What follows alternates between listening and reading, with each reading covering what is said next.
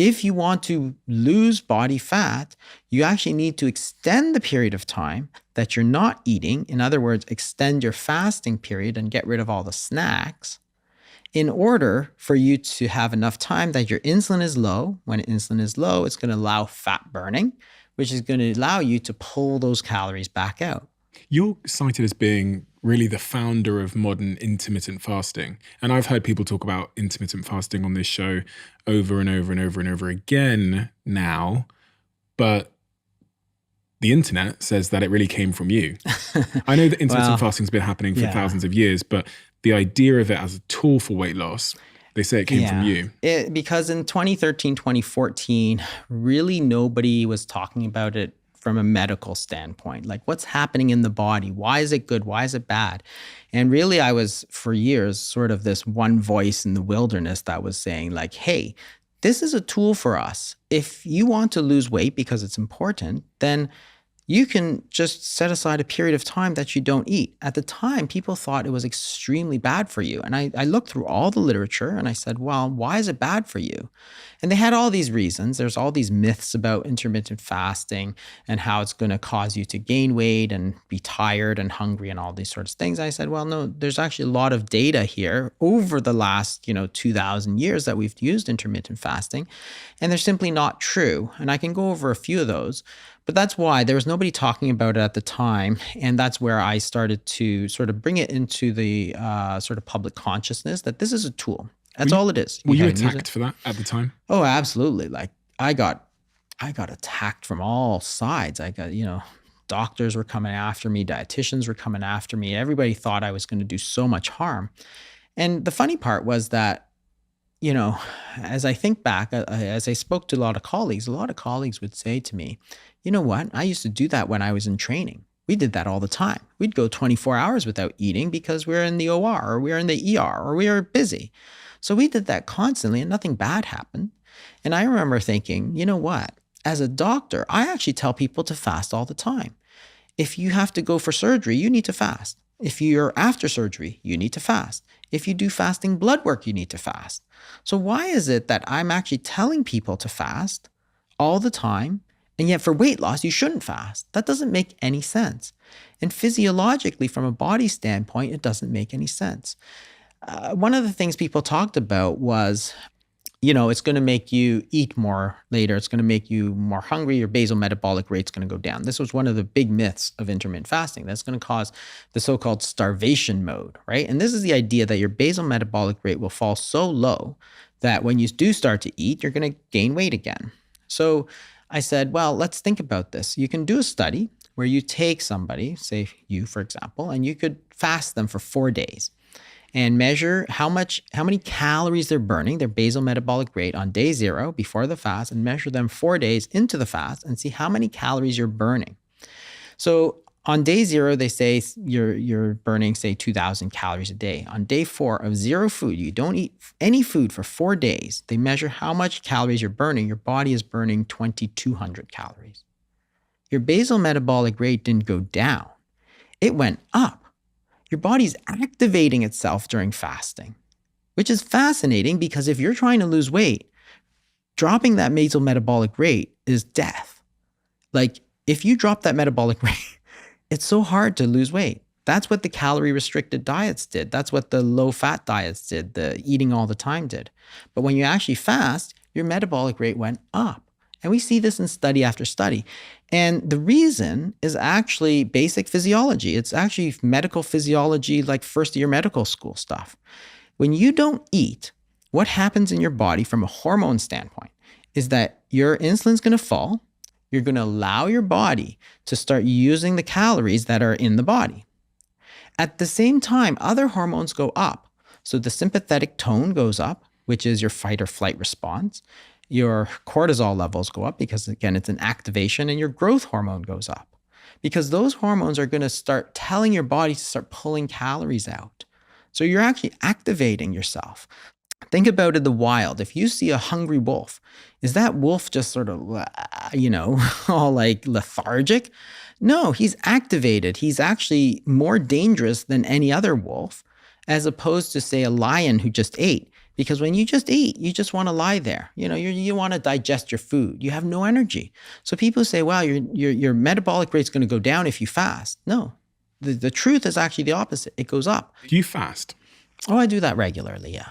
And what So, does your fast look like? Because I've heard of all these different types of fasting: 36 hours, 72 hours, oh yeah, 14 yeah. hours. There's no rules for fasting. You could do, it could be 16 hours. So 14 hours, remember, is sort of a baseline. 12 to 14 hours, right? That just means you're not eating after dinner. That's it. And so if you want to lose weight, that's probably not strong enough to make you lose weight, because 12 to 14 hours is sort of just this baseline that people had in the 70s. So you can go to 16 hours, for example, and you shrink that by either eating breakfast a little later or eating dinner a little earlier. But you can do more than that. You can do, say, a 24-hour fast. You could eat 2 meals a day, say eat between 12 and 6. That's a 6-hour eating window. Or you could eat once a day, which is like a 24-hour fast. Or you could even go multiple days without eating, because again, your body is smart. Like your body knows what to do. If you have all those calories sitting on your body, right? 100,000 calories sitting in body fat, and you don't eat for 3 days. Well, you need 6,000 calories. Well, you have 100,000, 200,000. So what's the problem? Take it out of your body fat. Let your body eat your body fat. That's what fasting is doing for you. And it's totally natural, because that's what it's there for. That body fat is not there for looks. It's there for you as a source, as a store of calories. So fasting just lets you use that. There's nothing wrong with it. Leptin is this hormone that essentially brings down my hunger, makes me less hungry. Yeah.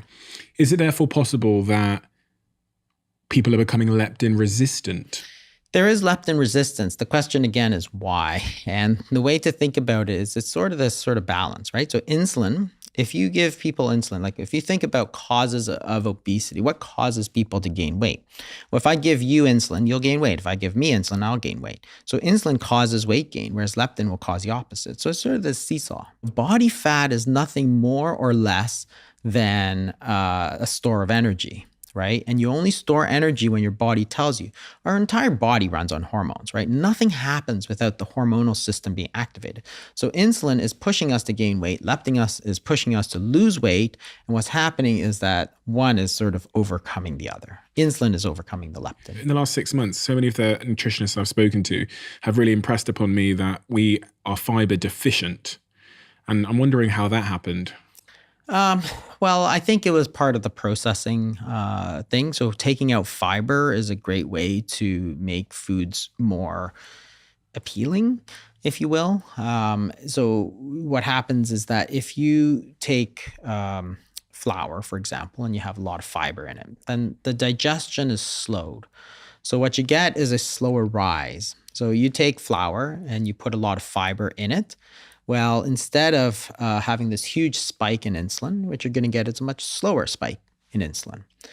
When you have the huge spike in insulin, it basically overloads your system, and it makes you feel, gives you this big hit. Sort of like if you have like cocaine, for example, it's turned into a very fine powder, then you snort it, so you get this massive sort of spike.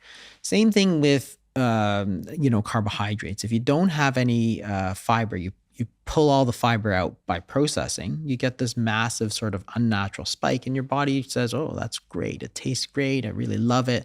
And you get people who are sort of addicted to it, because that big spike is then going to release dopamine. And dopamine is a pleasure hormone. So you eat cookies or whatever, highly processed foods, you get this sort of pleasurable response. And that makes you crave it. If you have a lot of fiber, it acts almost sort of like an antidote to that carbohydrate, because you're slowing down that release. What foods are high in fiber?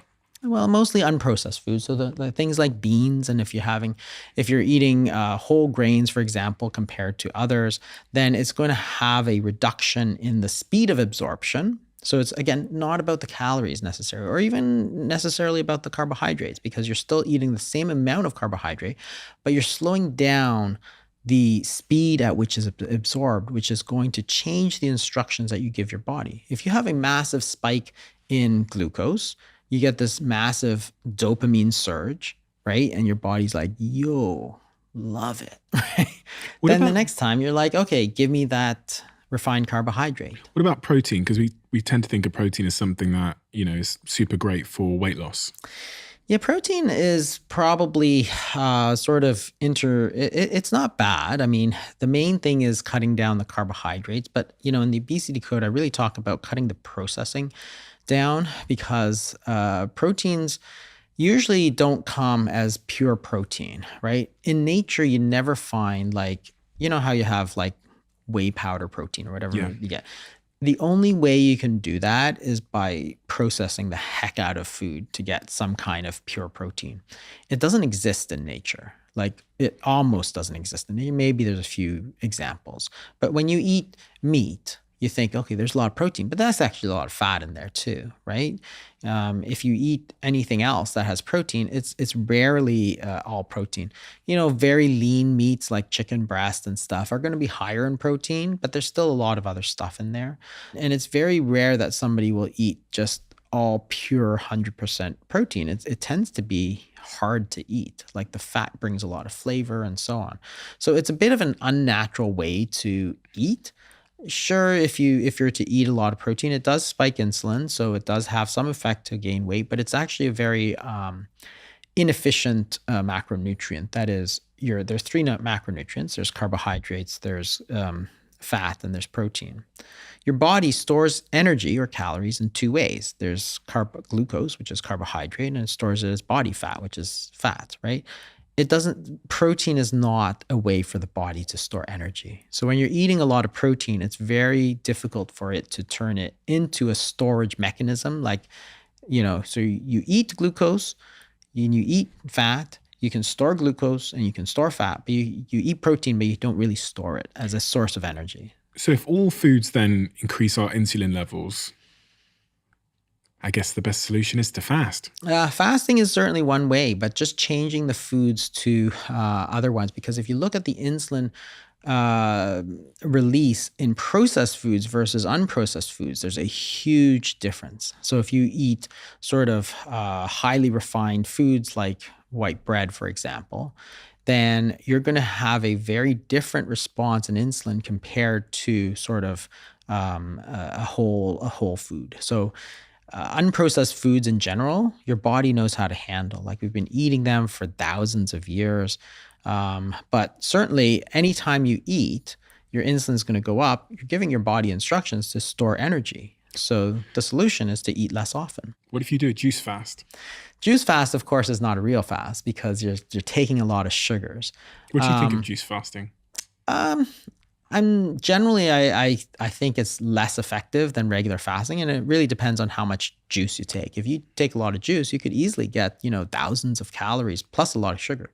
If you do it, cucumber juice and stuff that's very low in sugar and kale juice, then it could be very, very healthy for you because there's vitamins and stuff there. So it all depends on how it's done.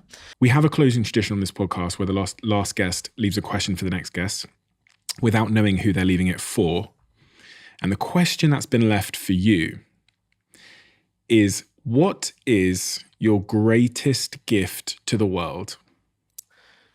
I think if I suppose it sounds very arrogant, but I really hope that my work helps people sort of reverse the type 2 diabetes, because that is really sort of one of the most close things that I deal with because I deal with it professionally sort of every day, and helps break the stigma of not just the stigma, but the understanding, like stimulates more thinking about weight loss, how to lose weight more than calories in, calories out.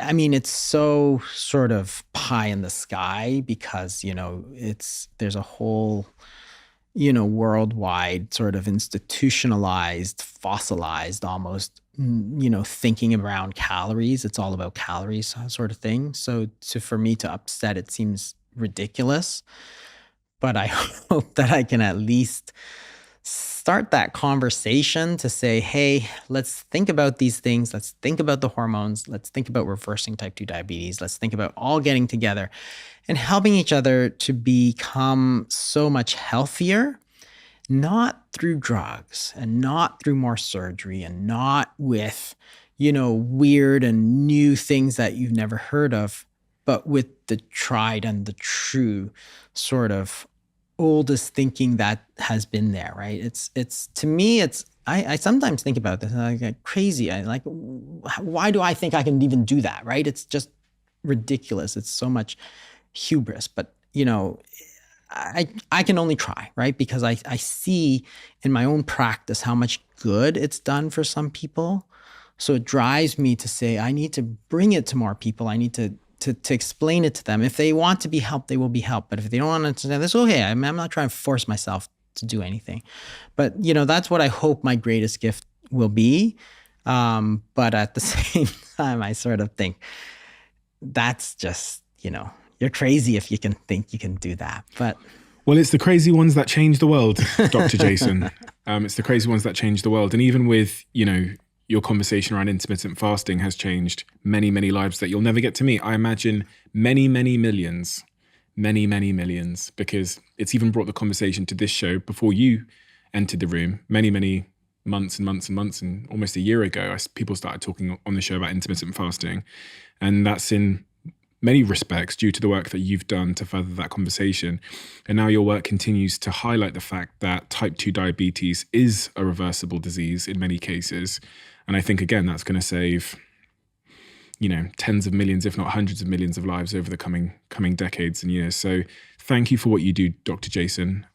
It's a huge honor to get to sit with you today. And I feel wiser and more enlightened, and like someone has turned the lights on in a certain part of my knowledge because of this conversation. So I thank you for that tremendously. Thank you so much. It's been great. If you love the Diary of a CEO brand and you watch this channel, please do me a huge favor. Become part of the 15% of the viewers on this channel that have hit the subscribe button. It helps us tremendously, and the bigger the channel gets, the bigger the guests.